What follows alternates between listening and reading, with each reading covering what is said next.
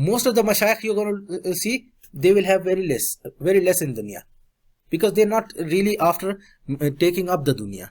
You will also find mashayikh who are, mashallah, Allah subhanahu wa ta'ala has given them a lot of dunya, right? But you will find no raghba, no inclination in them to acquire that dunya, right? Their mind would be zahid, their hearts would be in zuhud. I mentioned there, for example, this took, this I'm talking about, is 6 years old, right? Alhamdulillah, it does its work throughout the winter. Actually, I wear it throughout the summer as well, most of the time. I just like it, and I'm not ready to give it away as well, right? It's simply because I haven't worn it out. It's perfectly fine. But our youngsters nowadays, if they wear one jacket or something for like 3 months or something, after that there is a new style, they want to go for that style. But what happened to the previous one? Right?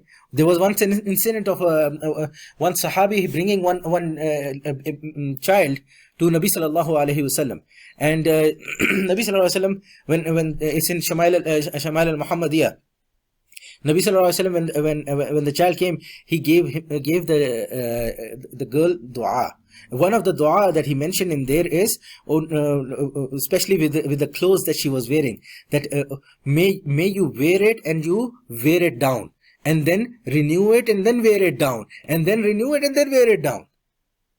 Meaning, you take the full benefit of these clothings. MashaAllah, what a bounty Allah has given you, that we have not known that, our generation, we don't like into it. If there is a tear, we say like it's discarded. But Sayyidina Umar radiallahu anhu had 17 patches on his clothing when he was a Khalifa. Right? We cannot do that unless it's a designer jeans that is already cut, or jacket that is having all these like threads coming out because it's a designer jacket, right? Because we don't understand the concept that this is a bounty of Allah subhanahu wa ta'ala. Enjoy it and use it out as much as you can and be happy. Nabi sallallahu alaihi wasallam mentioned in one hadith that out of your clothing, you don't really own your clothings.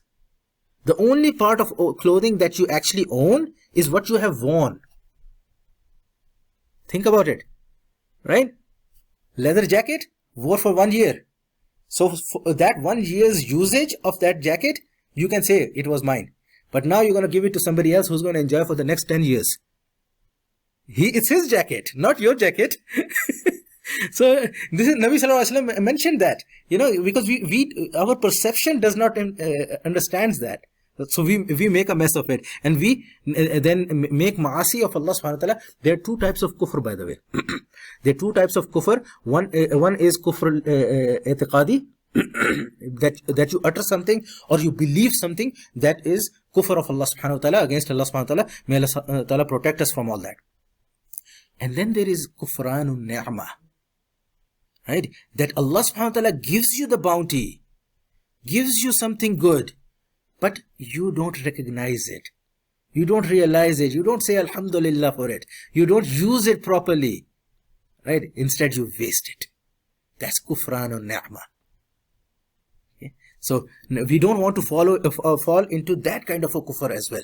Because if we are, what was the ayah? La in shakartum la azidannakum. If you are going to say shukr to Allah subhanahu wa ta'ala, Allah says, I'm going to give you more. But for that you have to make shukr, meaning genuinely be thankful about it, grateful about it. So the bounty that is coming to you, if you're not going to be thankful, you are making kufranun ni'mah, right? And then you expect Allah must give more as well. It won't happen.